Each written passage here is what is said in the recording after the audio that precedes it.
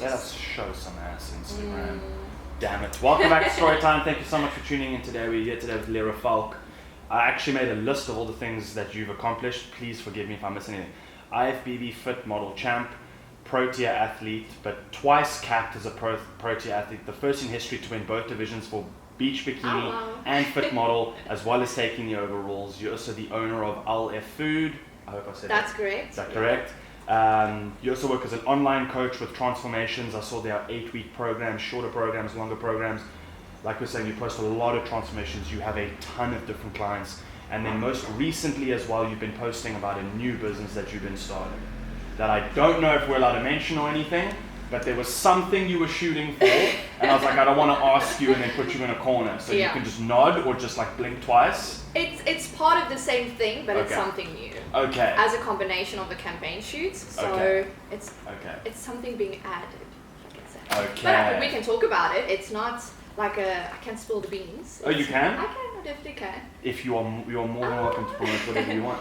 Well, you were spot on with those, eh? So well Is it spot on? I didn't miss anything. You didn't, and you pronounced my name correctly. So thank you. Yes, that's something I'm struggling with a lot, hey? I think you're the first guest with a name that could be said incorrectly that I've said correctly. Yes. Like all my best friends, like Kanan is Kanan, Ayrton is Ayton, Anthony's Anthony. Like I don't ever say any names correctly, so you're the first. So I'm happy with that. It's actually Afrikaans name.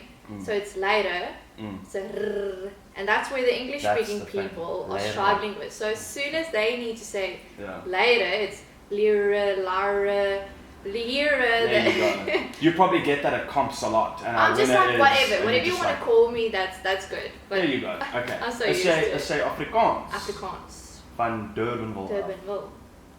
Yes. That's from Durbanville. Except I've been like the only English kid amongst so many friend circles. Like we have a friend in common, Herman. Yes. Adore Herman with a heart. Oh, he's a cutie. I was in the hairdresser yesterday and phoned him and was like, dude, I haven't seen you in so long. Please pull through. And we were drinking for the other show we were shooting. And I was like, bring champagne. He told me. And he pitched up 2 bottles of champagne. And I was but like, this is why I love you. That is Herman. You will always do that extra mile. Yes. He's just amazing. There's such a great vibe to people in Durbanville as well. I don't know how you feel about it. I agree. It's difficult for me to move out of my circle, I must say. It's always Durbanville. I'm struggling to adapt to people in Cape Town, to be honest. Really? I have my Cape Town friends, but I rarely go out with them because I'm loving being out and about and maybe going out every now and then, but it's not Durbanville. It's a whole different vibe. Yeah, we have like quite a nice duality in our life of living in Claremont, being amongst the suburbs people, and then coming back on weekends to see my family in Durbanville, and you can feel the energy difference between the two places, which has been a lot of fun to kind of experience both. And then you travel overseas, and obviously it's even more so, or you go to Joburg or Durban or whatever, but Durbanville's always been just about friends and family, 100%. Drinking, eating food, 100% correct. And I love that element about Durbanville. All of our content recently attempting to speak Afrikaans. So many people have called me out, saying that I do speak Afrikaans because I'm from Durbanville, which is now becoming an issue. So now I'm actively trying to learn better Afrikaans. I want to say now, you need to now. You should actually start incorporating more Afrikaans people into your podcast. That's what I want to do. I was going to say I'll do like 1 or 2 questions with you in Afrikaans. Yes. And then we see. You know, it's a weird thing. So when we actually do that, then I suddenly feel weird speaking Afrikaans. You get it. It's intimidating, it is right? So. Then I'm like, okay, wait, I need to switch my brain over now to Afrikaans. Yes. I'm actually so used to speaking English, so people actually think that I am English. I thought you were English. But I knew that you lived in Durbanville, but I thought you were English. I've actually seen you in Durbanville for like 6 years, and we've never met. A long time ago. We've never met.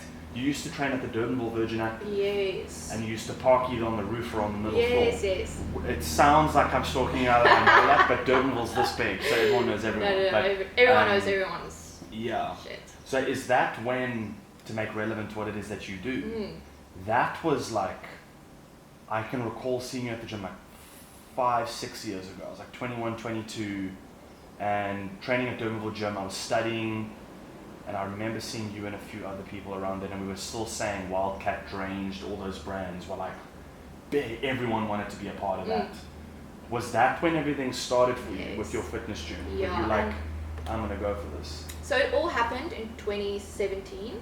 Okay. And I will always say that specifically with Wildcat, when I entered the Ultimate Wildcat competition, I will always chat about it because that was kind of the start of my journey. Okay. Signing up for it, I got my sponsorship with Nutritech, and then from there everything just escalated. I mean, we can't compare content creation from then and today. True. I would literally stand with glasses inside the house, take a selfie in the mirror and promote Wildcat. There you go. That would be content creation at that time. But things have changed a lot and you also grow from there. But I've always known that the fitness industry is where I want to go into.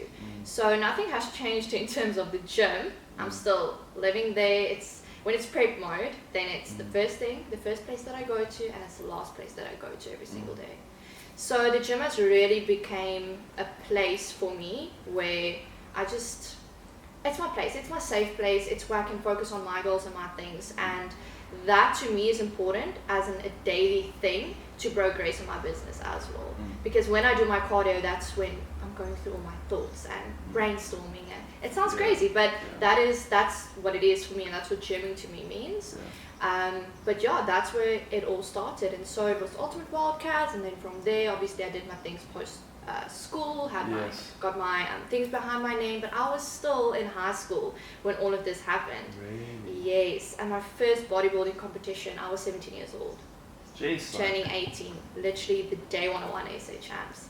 That was my first. Good. So it was amazing, but from there really everything just escalated. Yeah. What was it like for you? It's an awkward question to ask, but I'm gonna do it anyway. No. As a woman going into competing, I feel like it's a very different mental game. I feel that in general women deal with a lot more complications with their bodies, with their image, with certain struggles, whether it's picking up or losing weight, whatever. Men have their struggles as well, but for women it just feels a lot more intimate. It is. Ultimately what you're doing is showcasing body, right? Which is such a bold thing to do. What was it like for you stepping into it and now being, now I need to care about the little things? Let me put it this way, I've always been very confident in my body, so there wasn't really that big switch of, I need to now be more confident, or this is going to affect me, or this and that. The only thing I would say is really difficult, and I think a lot of women can agree to what I'm about to say, is that whole in-season and off-season. Okay. But what plays the biggest role is the division that you're doing. So I'm doing the smallest divisions. You obviously have to go more extreme. It's a lot harder depending on the divisions that you're doing. So your off-season, it's going to be harder to maintain in off-season. I see. Okay. Because of the divisions that you're doing. Yeah. But the whole plan and idea behind off-season is not really to maintain. You're actually still in prep mode. It's just your calories are up now, so you have more food freedom. You're training harder, which I personally love. I hate lean look. I hate that stage look, and I'm actually looking like that throughout the whole year. So for me, that is a little bit of a struggle. Not really much the in-season, off-season, but just the fact that I'm looking like that the whole year. Yeah. Did you choose that division, or is that where you physically best fit? I think both. Okay. So I definitely think I fit best in there. Obviously, when you're going to a bigger division, as you progress, your physique changes, and that has never been a goal for me. Especially the industry that I'm in, the type of clients that I have. I want to be a source of motivation to my clients. I'm not saying doing another division, being leaner and bigger is not going to be a source of motivation for your clients. It's just further removed from your general person. Yes. I just find that where I'm at and what I'm doing a lot of people can relate to that, and my clients can also look at me and say, but I can do that too. Yeah. Because when people look at bodybuilders, it's so weird to say and speak about women saying bodybuilders, but it is what it is.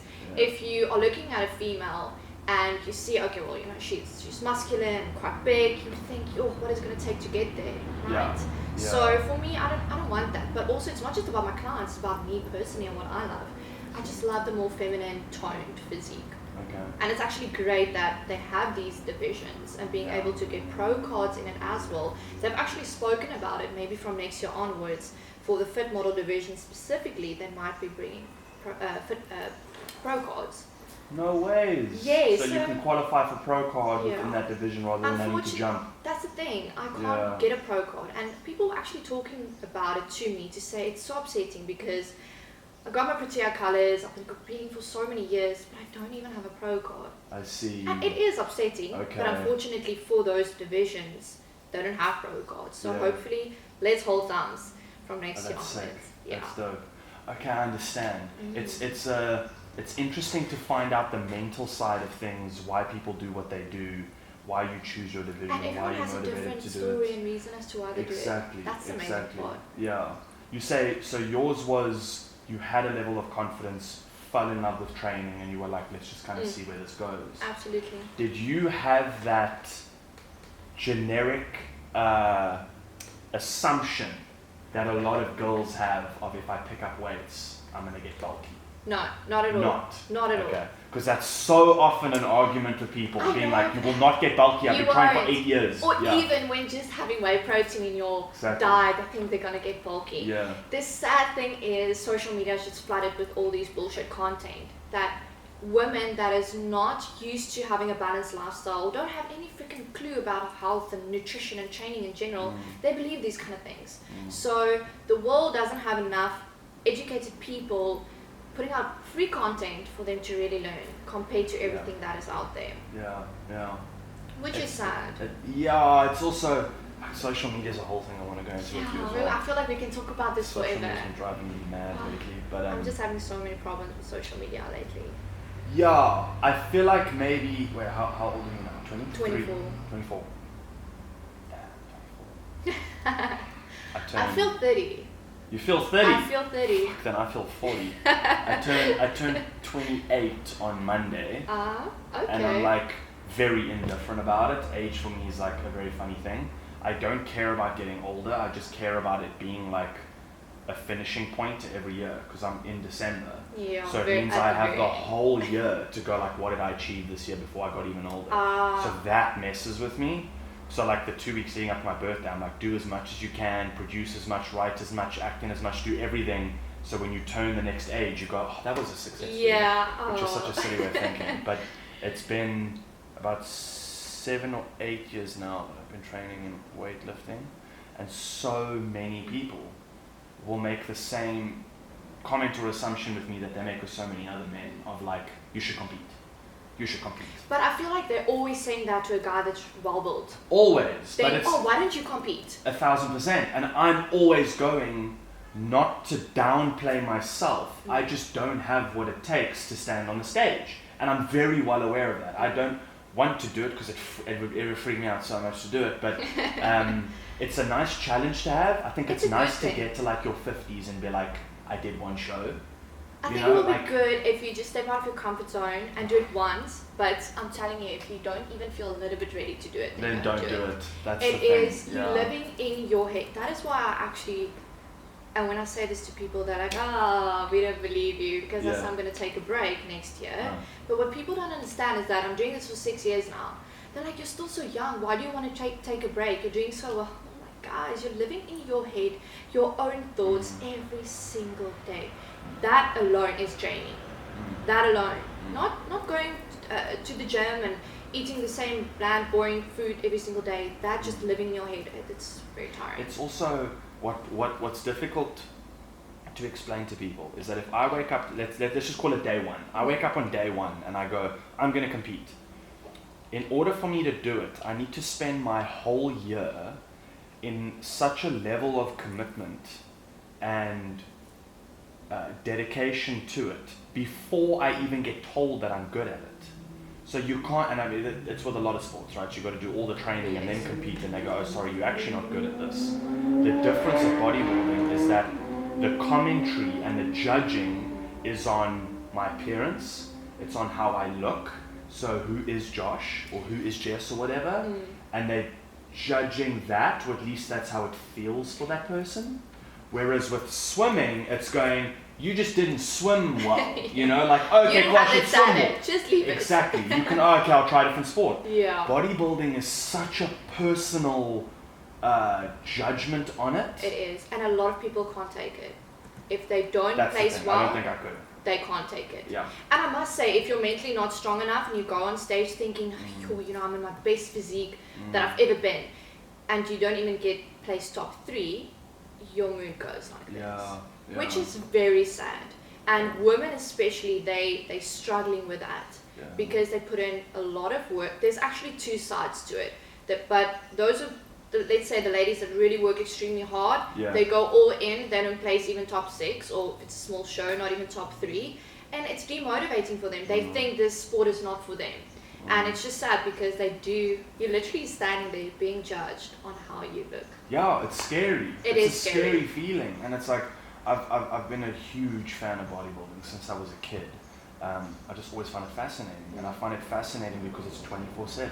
It matters what time I go to sleep. It matters when I consume water. It matters how much salt I consume. It matters how much, what time of day. Like details. And it's every single day.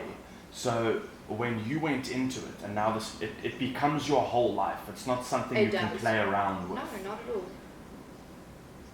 Do you find time in life to go, like you were just saying you want to take a year off? Do you find time to go like, I'm actually just going to relax and have a couple margaritas and a pizza and just kind of like chill this week?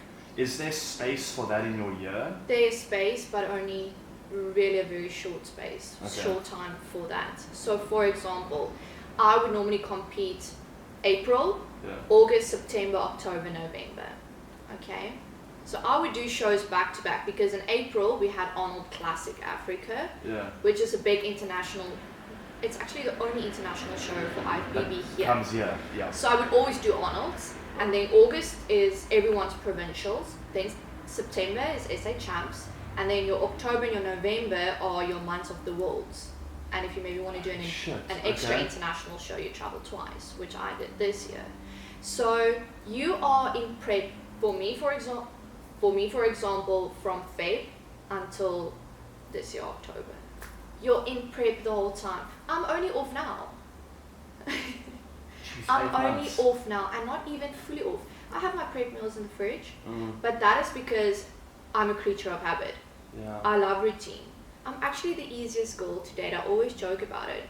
I will never complain about food. Just you can give me dry chicken, I'll eat it. Believe me, you get cut for it. Trust me, I know that. Babe, I think I left my chicken in the car. On that note, please can you put it in the little fridge for me? I was actually thinking you're joking there for a moment. No, I'm dead serious. We've been, no, I shouldn't say we, because Jess is a lot better than I am. I'm like an everything or nothing person. So whenever we have another role coming up and we need to be in shape for the role, I like to get into a shape that means I don't have to think about it when I'm there on the day.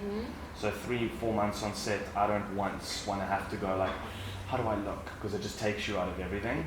So I'd rather just be as small or as big or as lean or as average as I need to be to kind of fit in. So we usually do 3 to 4 months of like quotation, not prep for stage, but prep for set every year.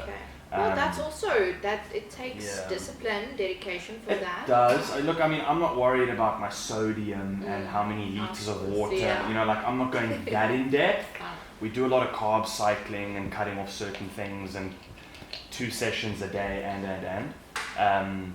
But because I'm everything or nothing, I have to stop and then get given a month or 2 of like, if I want to lift heavy, I'm going to lift heavy. If I want to swim, I'm going to swim. If I want to eat a pizza, I'm going to eat pizza. If I want to have 9 beers tomorrow, I'm going to have 9 beers. Just to live a little.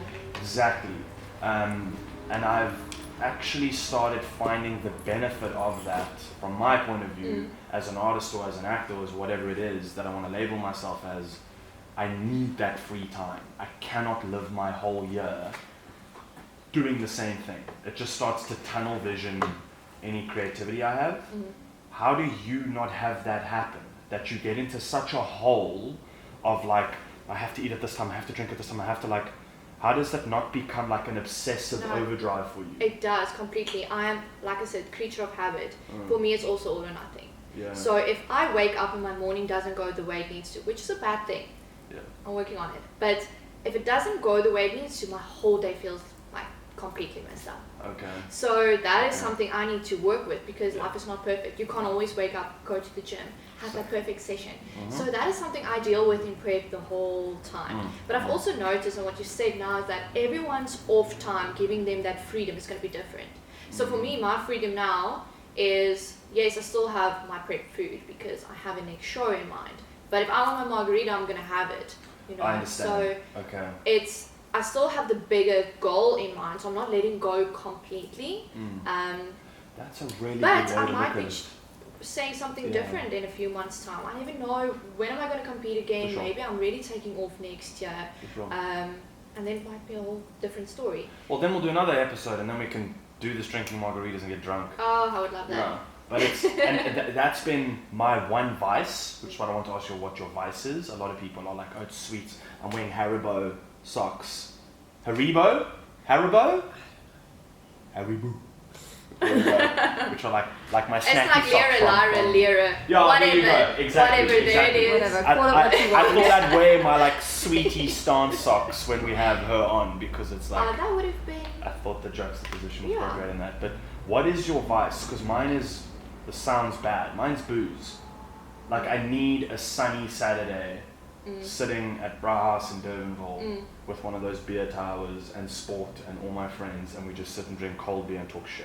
Like, I need that. That's what you need, that's what you crave, that's what you... Yeah. I don't crave chocolates, sweets, chips.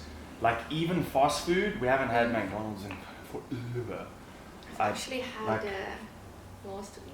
Oh, it's good though. Yeah, it's good. It's when good. You get it in. I know it's not the best, but no, do it. I mean, there's nothing that compares to that feeling of you're craving that burger, and you have and then you get to have it. Yeah, it's the best. It's the best. Like prolonged enjoyment is the most satisfying feeling of like. On Monday, if I feel like having something, I know I have to wait till Saturday. So the whole week I'm going, okay, if I work as hard as I can, on Saturday I'll get to eat it, and then I don't have any guilt or anything afterwards. So is that like you'll be at Brauhaus with your friends? Yes. Well, the past 3 weeks, we did a 9 week, an 8-9 week cut. I had to drop from like 115 to 110, which was very chill. We didn't have to go to a report this time. Becomes easier. It does. It does. The first time I did it, I had to go from 120 to 103, and that was such a pain in the ass. Like, a friend of mine, powerlifter, came down to help me with it because I couldn't get through that kind of thing on my own.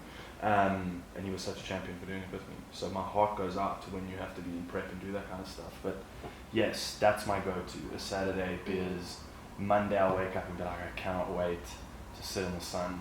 Like, that's just my favorite thing to do. Yeah. But what's your vice? Okay, you want to know, it's going to sound so weird, but mine is alone time. Really? Alone time. Like, I crave my space and alone time. If I don't have it, I'm freaking out. So I can't wait to just... I know it sounds weird, but listen, I'm not lonely. There's a difference between being lonely and enjoying your alone time, alright? Okay. I'm not having issues, I promise. Okay. But I just, that red wine, alone time, put the music on, the little JBL speaker. See, that's nice. That's good. That's what I like. Yeah. But hey, it might be changing if I have someone in my life. I've been single now for 3 years.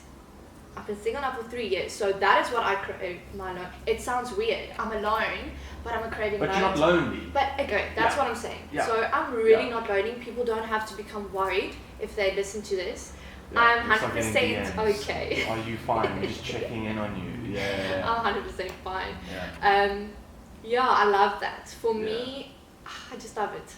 That alone time. So when things are really hectic, busy, which my life is majority of the time, I just can't wait to go home and then have my glass of red wine, put my music on, and just chill. But it's also not chill.